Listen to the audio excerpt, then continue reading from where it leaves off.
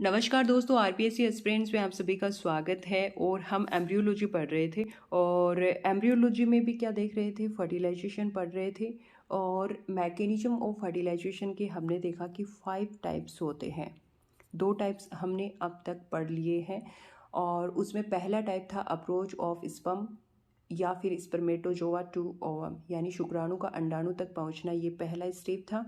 और जो हमारा सेकंड स्टेप था वो था कैपेसिटेशन, यानी यहाँ पर स्पर्म क्या हो रहा था, एक्टिवेट हो रहा था। ये हमारा सेकंड पॉइंट था।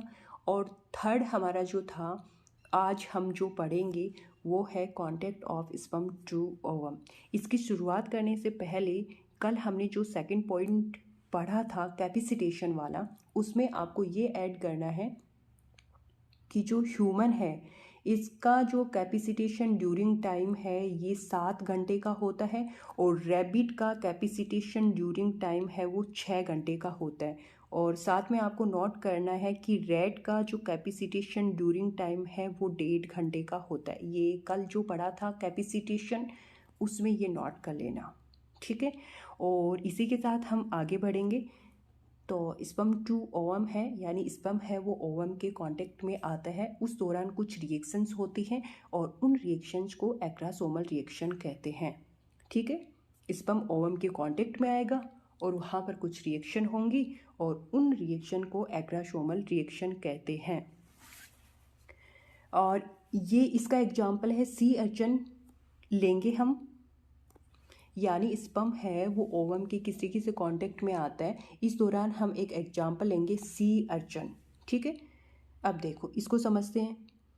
यहाँ पर सबसे पहले जो आपको मेम्ब्रेन दिख रही है ये ओवम की क्या है, एक प्लाज्मा मेम्ब्रेन है।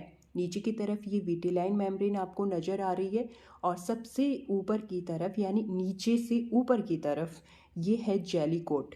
जब हमने एग मेम्ब्रेन पढ़ा था तब मैंने बताया था कि एग मेम्ब्रेन होती हैं वो 3 टाइप की होती हैं। एक तो प्राइमरी होती है और एक सेकेंडरी होती है और एक कौन सी होती है, टर्सरी। तो सी अर्चन के अंडे में 2 मेम्ब्रेन पाई जाती हैं, एक तो प्राइमरी पाई जाती है और एक टर्सरी पाई जाती है। प्राइमरी कौन सी है, ये विटिलाइन मेम्ब्रेन है और टर्सरी कौन सी है, ये जेली कोट है, ठीक है। अब एक कंडीशन और बताई थी, इसी के साथ और बताई थी मैंने, इसके साथ में आपको याद हो तो, कि जो प्राइमरी एग मेम्ब्रेन है वो सेकेंडरी एग मेम्ब्रेन, यानी प्राइमरी एग मेम्ब्रेन और सेकेंडरी एग मेम्ब्रेन एक एग में एक साथ पाई जा सकती हैं। लेकिन सेकेंडरी एग मेम्ब्रेन और टर्सरी एग मेम्ब्रेन ये एक एग में एक साथ नहीं पाई जा सकती। और इसी के साथ में प्राइमरी और टर्सरी एग मेम्ब्रेन एग में एक साथ पाई जा सकती हैं। ये बात बता दी थी। कौन सी कंडीशन लागू नहीं होती, सेकेंडरी और टर्सरी एग मेम्ब्रेन एक एग में एक साथ प्रेजेंट नहीं हो सकती। ये पॉइंट आपके दिमाग में क्लियर हो जाना चाहिए, ठीक है। इसी के साथ देखो कि ये जेली कोट है इस तरीके का और ये है स्पर्म। तो स्पर्म के बारे में स्ट्रक्चर पढ़ी थी, बता दिया है कि स्पर्म होता है, ये पूरा स्पर्म प्लाज्मा मेम्ब्रेन के द्वारा क्या रहता है, परिबद्ध रहता है, कवर्ड रहता है। और ये एक्रोसोम है और ये क्या है, न्यूक्लियस है। और न्यूक्लियस के बारे में बता दिया था कि स्पर्म का जो न्यूक्लियस होता है वो लाइट वेट का होता है। लाइट वेट क्यों होता है, क्योंकि यहाँ पर सिर्फ डीएनए और कुछ प्रोटामीन्स प्रेजेंट होती हैं। प्रोटामीन्स में कुछ आर्जिनिन और लाइसिन प्रोटीन यहाँ पर प्रेजेंट होती हैं और इसकी वजह से इसका लाइट वेट होता है और वो आसानी से मूव करता है। जो नहीं प्रेजेंट होता वो आरएनए यहाँ पर नहीं प्रेजेंट होता, साथ में H2O भी नहीं प्रेजेंट होता और स्टोन प्रोटीन और नॉन हिस्टोन प्रोटीन यहाँ पर प्रेजेंट नहीं होती। स्पर्म के न्यूक्लियस की बात कर रही हूँ, ठीक है। और आगे चलो, ये जो स्पर्म है ये जेली कोट को जैसे ही इसके जेली कोट के कांटेक्ट में आता है तो यहाँ पर स्पर्म की साल्ट कंसंट्रेशन चेंज हो जाएगी। और कहने का मतलब है कि जो स्पर्म है वो जेली कोट के जैसे ही कांटेक्ट में आएगा तो इसकी साल्ट की कंसंट्रेशन कैसी हो जाएगी, इंक्रीज हो जाएगी, यानी बढ़ जाएगी। अब दिमाग में आएगा कि साल्ट की कंसंट्रेशन यहाँ पर इंक्रीज क्यों हुई। देखो यहाँ पर क्या होगा, ये सोडियम आयन और ये जो कैल्शियम आयन है ये स्पर्म में यहाँ पर एंटर करेंगे अंदर की तरफ, यानी इन आयनों का इनफ्लैक्श होगा स्पर्म के अंदर, ठीक है। और यहाँ से H2O आयन इफ्लूक्स हो जाएगा, यानी सोडियम और कैल्शियम आयन तो अंदर जाएंगे स्पर्म के अंदर और बाहर क्या आ जाएगा, हाइड्रोजन आयन आ जाएगा, जिसकी वजह से साल्ट की कंसंट्रेशन क्या हो जाएगी, इंक्रीज हो जाएगी और इंट्रासेलुलर पीएच ऑफ स्पर्म भी क्या हो जाएगा, इंक्रीज हो जाएगा, ठीक है। और साथ में ही जैसे ही साल्ट की कंसंट्रेशन इंक्रीज होगी तो स्पर्म के अंदर सोडियम आयन, जैसे ही यहाँ पर साल्ट की कंसंट्रेशन इंक्रीज होगी साथ में सोडियम आयन की कंसंट्रेशन क्या होगी, इंक्रीज हो जाएगी और कैल्शियम आयन की कंसंट्रेशन भी इंक्रीज हो जाएगी, क्योंकि ये दोनों एंटर करते हैं अंदर की तरफ और हाइड्रोजन आयन बाहर आता है तो इसकी कंसंट्रेशन क्या हो जाएगी, अंदर कम हो जाएगी और पीएच है वो क्या हो जाएगा, बढ़ जाएगा, ठीक है। और इस तरीके से ये इंट्रासेलुलर पीएच ऑफ स्पर्म क्या हो जाएगा, इंक्रीज हो जाएगा, ठीक है, समझ आ गया। और इसके आगे कैसे होगा वो मैं बाद में समझाऊंगी, पहले इधर समझो। ये एक्स्ट्रा सेलुलर पीएच है ये कम हो जाएगा और हाइड्रोजन की कंसंट्रेशन यहाँ पर क्या होगी, ज़्यादा होगी। ज़्यादा इसलिए होगी क्योंकि स्पर्म से बाहर की तरफ हाइड्रोजन आयन आया है, तो बाहर हाइड्रोजन आयन प्रेजेंट है, इसका मतलब है यहाँ पर हाइड्रोजन आयन की कंसंट्रेशन क्या होगी, ज़्यादा होगी, ठीक है। और एक्स्ट्रा सेलुलर पीएच का मान क्या हो जाएगा, कम हो जाएगा और हाइड्रोजन आयन प्रेजेंट है, इसकी वजह से ये जो बाहर का मीडियम है वो कैसा हो जाएगा, एसिडिक हो जाएगा, ठीक है। और इसके साथ में ही हमें ये पढ़ना है, देखो इससे पहले अब ये देखो, ये है एक्रोसोम, ये है न्यूक्लियस और इनके बीच में एक स्पेस पाया जाता है, इस स्पेस को हम परफोर्टोरियम कहते हैं, ठीक है। जब स्पर्म की स्ट्रक्चर पढ़ाई थी तब ये बात बताई थी, उस दौरान ये भी बताया था कि सी अर्चन में हम आगे पढ़ेंगे कि ये जो परफोर्टोरियम वाला पार्ट है ये एक्रोसोमल फिलामेंट का फॉर्मेशन करता है सी अर्चन में, ठीक है। ये बात पहले बताई थी जब स्पर्म की स्ट्रक्चर पढ़ाई थी तब की बात है। तो वो एक्रोसोमल फिलामेंट का फॉर्मेशन किस तरीके से होगा वो हम आज पढ़ेंगे, ठीक है। अब देखो ये जो परफोर्टोरियम है इसमें एक प्रोटीन पाई जाती है, उस प्रोटीन का नाम है जी एक्टिन प्रोटीन। क्या नाम है, जी एक्टिन प्रोटीन।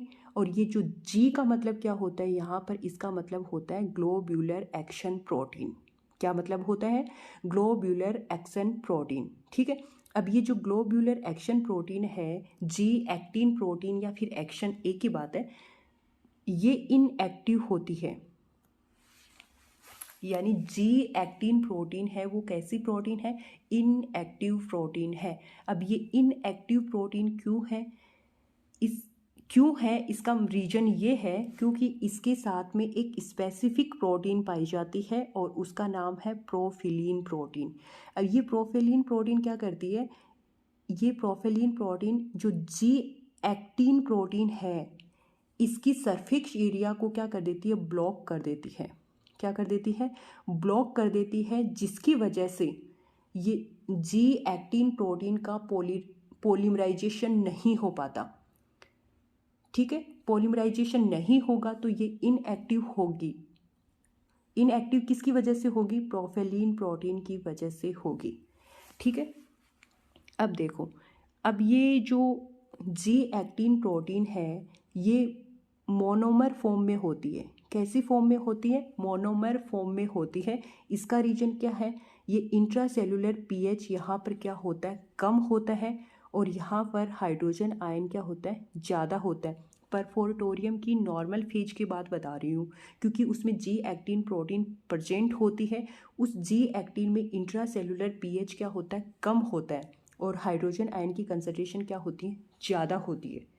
और हाइड्रोजन आयन की कंसंट्रेशन ज़्यादा होने की वजह से ये जो जी एक्टिन प्रोटीन है इसके ऊपर ये प्रोफिलीन प्रोटीन चिपकी हुई रहती है, ठीक है। और इसी की वजह से ये क्या होती है, इनएक्टिव होती है। अब जी एक्टिन प्रोटीन को एक्टिव करने के लिए हमें क्या करना होगा, इस इंट्रासेलुलर पीएच को क्या करना होगा, इंक्रीज करना होगा और हाइड्रोजन की कंसंट्रेशन को क्या करना होगा, कम करना होगा। इसी के बाद जी एक्टिन प्रोटीन है वो एफ एक्टिन प्रोटीन में कन्वर्ट होगी और प्रोफेलिन प्रोटीन इसके साथ क्या हो जाएगी, अलग हो जाएगी, यानी इससे रिमूव हो जाएगी। किससे? जी एक्टिन प्रोटीन से प्रोफेलिन प्रोटीन अलग हो जाएगी। ठीक है, अलग किस तरीके से होगी ये देखो, इसमें देखो, देखो ये प्रोफेलिन प्रोटीन आपको नज़र आ रही है, जी एक्टिन प्रोटीन है ये तो आपको राउंड सी रेड पेन की नज़र आ रही है। ये क्या है? ये है जी एक्टिन प्रोटीन और इसके ऊपर ये टॉपी जैसी स्ट्रक्चर आपको इस तरीके से नज़र आ रही है। ये क्या है? ये है प्रोफेलिन प्रोटीन। जी एक्टिन, जी का बता दिया क्या मतलब होता है, ग्लोब्यूलर एक्टिन प्रोटीन है।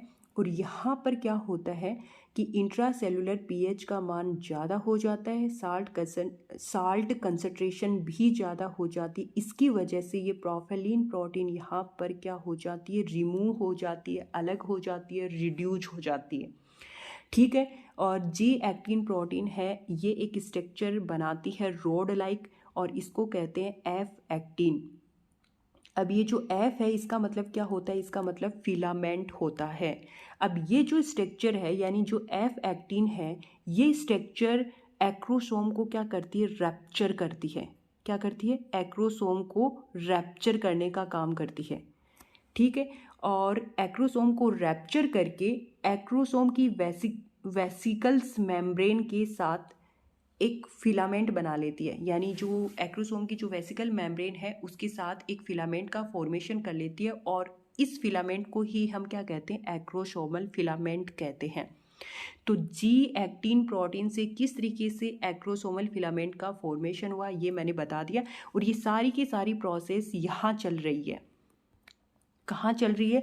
यहाँ चल रही है। ये जो आपको जगह नज़र आ रही है परफोर्टोरियम वाले पार्ट में ये चल रही है।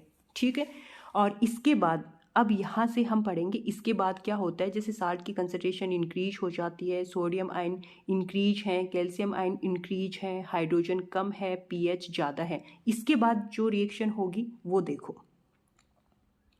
इसके बाद आपको ये देखने को नज़र आएगा, बता दिया कि यहाँ पर साल्ट की कंसंट्रेशन क्या होती है, इंक्रीज हो जाती है। इंक्रीज क्यों होती है, रीजन बता दिया, क्योंकि सोडियम और कैल्शियम आयन स्पर्म के अंदर एंटर करेंगे और इंट्रासेलुलर पीएच वहाँ पर क्या हो जाएगा, इंक्रीज हो जाएगा और ये हाइड्रोजन आयन वहाँ से बाहर निकल जाएगा।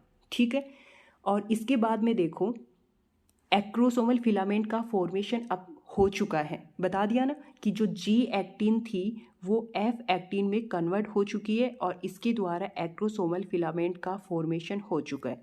इसके बाद में देखो ये ऊपर वाली ये ओवम की प्लाज्मा मेम्ब्रेन है, ये विटेलाइन मेम्ब्रेन है और ये जेली कोट है। और जेली कोट में आप इस स्ट्रक्चर को देखने से पहले ये देखो, ये यहाँ थोड़ा सा ये जो ड्रॉ किया ये ढंग से नहीं हुआ, तो इसको देखो इधर किया। फिर ये जो नज़र आ रहा है आपको इस तरीके से ये एक्रोसोमल फिलामेंट है जो परफोर्टोरियम वाले भाग से जी एक्टिन एफ एक्टिन में कन्वर्ट होने के बावजूद बनता है। ठीक है, एक्रोसोमल फिलामेंट ये क्या करता है, फिर इस एक्रोसोम को रैप्चर कर देता है, तोड़ देता है। ठीक है, और इस एक्रोसोमल फिलामेंट में यानी एक्रोसोमल फिलामेंट ने जैसे ही एक्रोसोम को रैप्चर किया तो एक्रोसोम में आप सबको पता है कि कुछ एंजाइम्स पाए जाते हैं और उन एंजाइम्स को हम क्या बोलते हैं, स्पर्म लाइसिन्स बोलते हैं। क्या बोलते हैं? स्पर्म लाइसिन्स बोलते हैं। तो ये फिलामेंट हो गया, मान लीजिए ये क्या है, ये एक्रोसोमल फिलामेंट है और इसके अंदर यहाँ पर स्पर्म लाइसिन भरा हुआ है। ठीक है, और ये तो न्यूक्लियस है ही आपको पता है। और इसी के साथ में देखो ये स्पर्म लाइसिन यहाँ पर क्या हो जाता है, रिलीज हो जाता है, क्योंकि रिलीज तो होंगी क्योंकि एक्रोसोमल फिलामेंट एक्रोसोम को क्या कर देगा, रैप्चर कर देगा, जिसकी वजह से जो स्पर्म लाइसिन में जो एंजाइम पाए जाते हैं वो बाहर आ जाएंगे। ठीक है, अब देखो ये जो एक्रोसोमल फिलामेंट है और इसके ऊपर यहाँ पर प्रोटीन पाई जाती है। इस प्रोटीन को हम बाइंडिंग प्रोटीन कहते हैं। क्या कहते हैं? बाइंडिंग प्रोटीन कहते हैं। ये बाइंडिंग प्रोटीन ही स्पर्म को एग मेम्ब्रेन से क्या करती है, बाइंड करती है। क्या करती है? बाइंड करती है। यानी अब स्पर्म ओवम के संपर्क में आ जाता है, उसकी मेम्ब्रेन के संपर्क में आ चुका है। ठीक है, तो आपको समझ में आ गया होगा सारी चीज़ें कि जैसे ही स्पर्म जेलीकोट के संपर्क में आता है साल्ट की कंसंट्रेशन इंक्रीज हो जाती है और सोडियम, कैल्शियम और पीएच इंक्रीज और साथ में हाइड्रोजन की कंसंट्रेशन कम।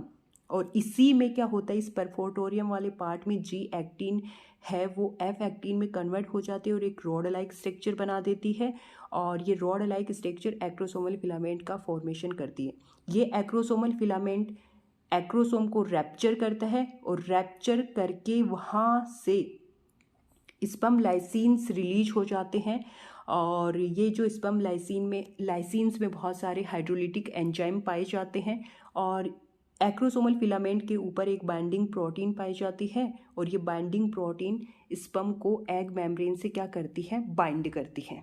यहाँ तक तो समझ में आ गया होगा। अब यही चीज़ मैंने एक फ्लो चार्ट में यहाँ लिखी है, बस नई कुछ नहीं है इसमें, है वही चीज़ बस एक फ्लो चार्ट में लिखी है ताकि अच्छे से कंसीडर हो जाए आपके माइंड में। अब देखो स्पर्म है, ये क्या करा, जेलीकोट के संपर्क में आया, हाइड्रोजन आयन एंटर किए, सोडियम आयन स्पर्म के अंदर एंटर करे और वहाँ से इफ्लेक्श हो गया कौन सा आयन, हाइड्रोजन आयन। और हाइड्रोजन आयन जैसे ही बाहर आया चेंज हो गई उसकी कंसंट्रेशन, साल्ट कंसंट्रेशन वहाँ पर चेंज हो गया, यानी इंट्रासेलुलर पीएच का मान क्या हो गया, ज़्यादा हो गया। ठीक है, और इसी के साथ एक्टिन प्रोटीन है, इसका पॉलीमराइजेशन हो जाएगा, किसका, जी एक्टिन प्रोटीन का पॉलीमराइजेशन हो जाएगा, किसमें, एफ एक्टिन प्रोटीन में। ठीक है, और इसके बाद में ये एफ एक्टिन प्रोटीन किसका फॉर्मेशन करेगी, एक्रोसोमल फिलामेंट का फॉर्मेशन करेगी। समझ में आ गया। एक बार फिर देखो कि जो स्पर्म है वो जेलीकोट के क्या आया, कांटेक्ट में आया, हाइड्रोजन आयन बाहर निकले, सोडियम आयन अंदर गया, साल्ट की कंसंट्रेशन वहाँ पर क्या हो गई, चेंज हो गई, यानी इंट्रासेलुलर पीएच इंक्रीज हो गया। इंक्रीज क्यों हुआ, क्योंकि हाइड्रोजन आयन वहाँ से क्या हो गया, बाहर आ गया। पॉलीमराइजेशन हो गया किसका, जी एक्टिन प्रोटीन का, किसमें, एफ एक्टिन प्रोटीन में। और ये F actin protein acrosomal filament का क्या करेगी, फॉर्मेशन करेगी। ये तो ये था। अब जैसे ही कैल्शियम आयन अंदर जाएंगे तब क्या होगा, देखो तब ये जो कैल्शियम आयन जैसे ही स्पर्म के अंदर एंटर करेंगे, ठीक है, तब क्या होगा, स्पर्म की फर्टिलिटी और मोर्टेलिटी क्या होगी, इंक्रीज होगी। क्या होगी, इंक्रीज होगी। और ये बाइंडिंग प्रोटीन की सिक्रेशन को क्या करेगा, प्रेरित करेगा। ठीक है, बाइंडिंग सिक्रेशन मतलब बाइंडिंग प्रोटीन की सिक्रेशन को इंक्रीज करेगा, तभी तो स्पर्म एग मेम्ब्रेन के साथ में कांटेक्ट में आएगा। तो ये तो ज़रूरी है।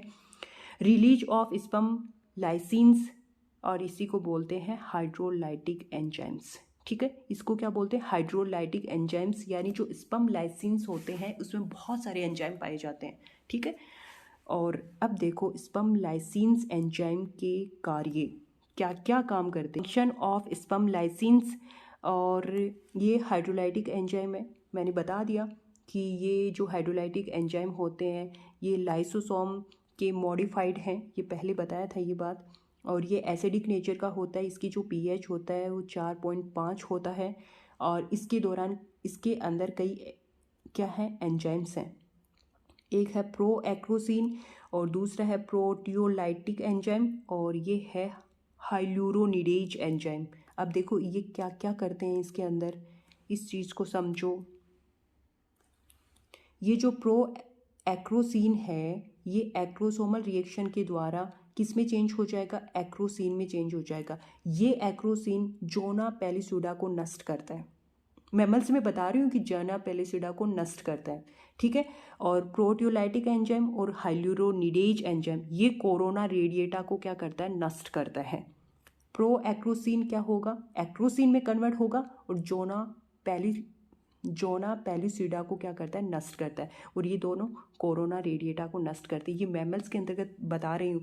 जबकि एक चीज़ और ध्यान करना कि ये जो एक्रोसोमल फिलामेंट का जो फॉर्मेशन हुआ है ये ना मैमल्स के अंतर्गत नहीं होता। इस चीज़ का ध्यान रखना कि ये जो एक्रोसोमल फिलामेंट है वो मैमल्स के अंदर नहीं होता।